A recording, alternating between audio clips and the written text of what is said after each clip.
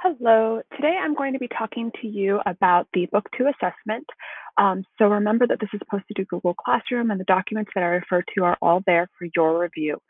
So first of all, it is due Monday of next week, which means May 4th by noon. It needs to be submitted to Google Classroom and turnedin.com. I know TIN has been difficult lately, so I highly suggest that you try it, but if it gives you more than 30 to 60 seconds of issues, just ignore TIN and only submit it to googleclassroom.com. I can do similarity reports in both places, but I do want you to try because I do have all my rubrics set up in TIN.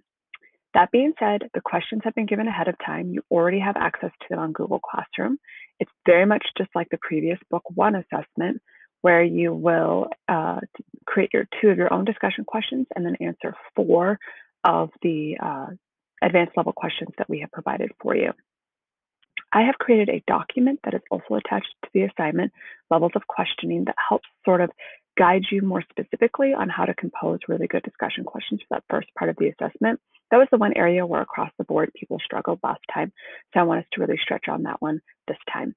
Remember, every answer must be a healthy paragraph with contextual support. Contextual support is a paraphrase and or direct quote that has MLA formatting, which is parenthesis, Dickens, page number, parenthesis, period on the outside. So let's talk a little bit about steps to complete. This is in the document that you have on Google Classroom.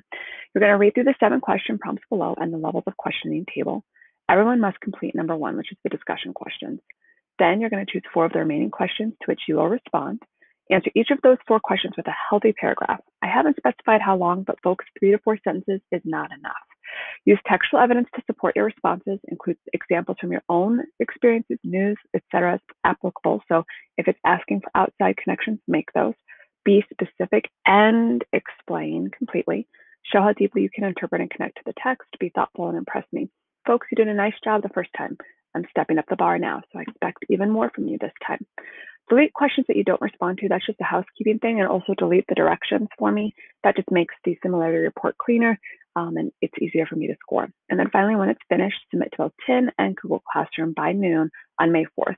Really quickly down here, you guys will see it's highlighted in yellow. I think the document might have the wrong due date in the header. So just double click on the header and change it to May 4th. So those levels of questions that I was mentioning, here it is on the screen, okay? If you look here, folks, you will see that these are the 3 levels that you could possibly earn grades on: basic, proficient, and advanced. Basic is that kind of answer that you're going to elicit would be a correct answer. It's in black and white in the text. There's a so-called right or wrong answer. It's going to be mostly factual. Everyone can agree on the answer. For example, what happened to Abigail Williams at the end? Who killed Gatsby, excuse me. Those are just direct one-word answers, basically. Proficient, which isn't going to get you all of the points, but it's going to get you closer. This is an idea or connection that requires evidence, discussion, a construction to discover and explore possible answers. It's implied in the text how and why questions typically fall into this category, and it requires more insight and deeper reading of the text. For example, why does Gordy defend Arnold to his teacher? How does the author use imagery to create the carefree mood? Those are proficient, but what I really want you to aim for is this advanced column over here. Advanced is going to be an idea or connection that will encourage the group to explore something more universal, found in the text, but also extending beyond. So you're going to have to bring in things from outside of the book to support your opinion.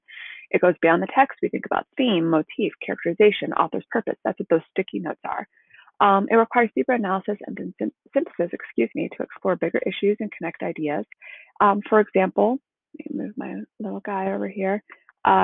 What do the events in Kite Runner reveal about a war-torn country? Or how does Arnold struggle with living in 2 worlds mirror our own questions about identity? Folks, these questions are giving you an opportunity to practice developing discussion questions, which is a very important skill to have, especially a pre-AP skill. But also, Book 3 is going to ask you to actually engage in discussion using the questions you come up with. So this is helping you practice to get ready for that final assessment at the end of the semester. I will be putting up a discussion board where you can post questions for the betterment of the entire group that I will then respond to, or you can email me individually if that works. Thanks so much for taking the time to watch this, and let me know if you have any questions.